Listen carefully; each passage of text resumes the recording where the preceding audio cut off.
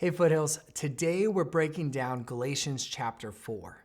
Now, this is one of those chapters where the chapter divisions that were introduced into our Bibles in the late 1500s, I think it can add a little bit of confusion. So I actually want to start by reading two verses from Galatians chapter 3. Let's pick up on verse 24. Paul says, "Therefore the law has become our tutor to lead us to Christ, so that we may be justified by faith. But now that faith has come, and that's faith in Jesus, we are no longer under a tutor." Now, this is important, and this lines up what Paul is really trying to answer in this book.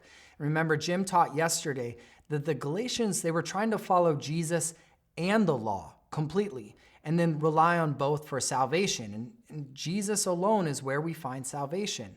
And so Paul is trying to explain this to them, and he picks up in verse 1 of chapter 4. Let's read there. He says, "Now I say, as long as the heir is a child, he does not differ at all from a slave, although he is owner of everything.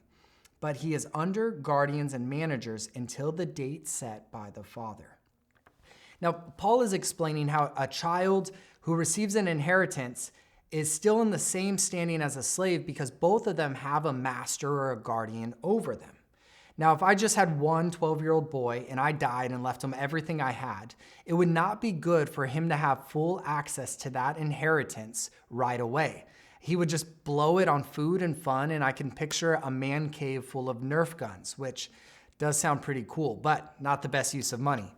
Right? So there would be a guardian appointed over him, and the whole point of that would be that the guardian could teach him and prepare him how to properly use that inheritance when he comes of age. The law is like that guardian. It teaches us how to properly walk in a wise and mature way that follows the Lord, honors the Lord, and ultimately leads us to a life of blessing. Now, for us, we didn't even begin as sons or daughters. We began as slaves. Let's read verse 3 through 7 where Paul explains that. He says, "So we too, when we were children, we were held in bondage under the elementary principles of the world. And when the fullness of the time came, God sent his son, born of a woman, born under the law, so that he might redeem those who are under the law, that we might receive the adoptions as sons and daughters. Because you are sons, God has sent his Spirit of his Son into our hearts, crying out, 'Abba, Father.' Therefore you are no longer a slave, but a son, and if a son, then an heir through God." What an incredible promise. How cool. So here's a progression. We're born as slaves, right? Slaves to the things of this world, slaves to sin, to our fallen human nature. Then we become sons and daughters when we give our lives to Jesus Christ as our Savior through his gracious mercy. And then, because of that, Christ enables us and empowers us to do the things of the law through the gift of his Spirit. And so just like an heir turning 18, when we give our lives to Jesus, we have access to this freedom, this great freedom, way better than turning 18. That could be anticlimactic. But then we have this choice. What do we do with the law? So one option would be just to throw the law out completely. But imagine an 18-year-old who finally is free, he has freedom, and he just ignores everything that he was taught by his guardian or tutor or parent. That son would be in for a world of trouble and struggle. So that's not the answer. But then do we rely on the law the same way we always did? That also is not good. An 18-year-old needs to start making decisions for themselves, and they can't lean on their parents or guardians to make all those decisions for them. So then what do we do? Well, we're called to honor the law, to look to it as a guideline and as a standard. But with Christ and with his Spirit, the law has been internalized, and it was never meant to be our means for salvation. So we can now do the things of the law as we listen to the Spirit and follow its leading. And if we need, and we could look to it, we could read it, it's good, but it's not where we find grace. Now the Galatians, they were struggling with this. So in verse 9, Paul continues. He says, But now that you have come to know God, or rather to be known by God, how is it that you turn back again to the weak and worthless elementary principles to which you want to be enslaved all over again?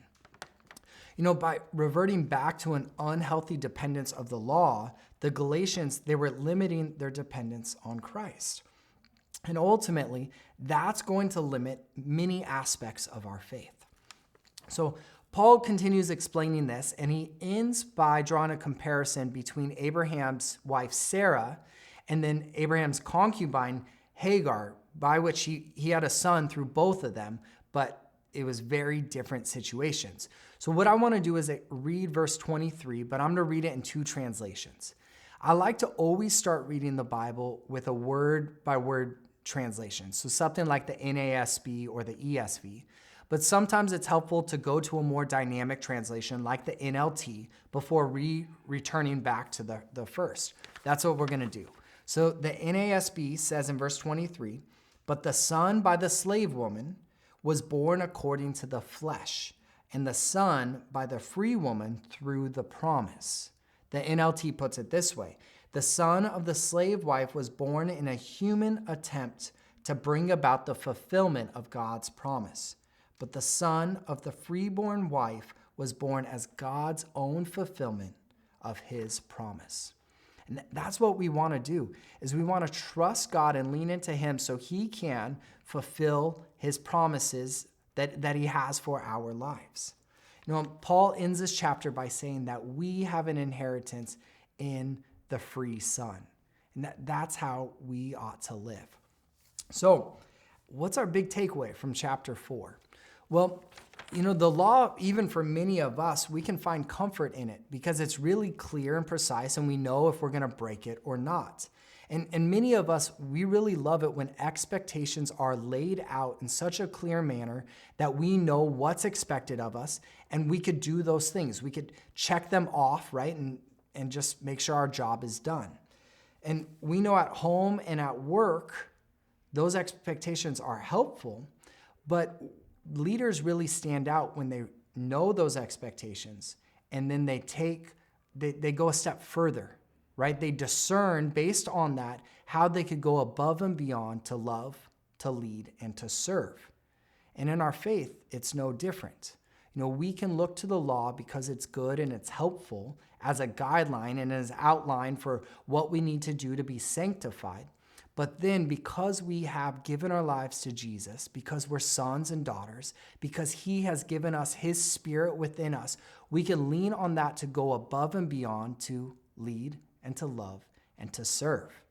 And going above and beyond, it can be risky, but that's what our life's about. That's what our faith's about, taking some risks because we're trusting in Jesus. And when we do that, we're going to glorify his name. We're going to expand his kingdom, and then we're going to live lives of blessing. May your life be defined like that.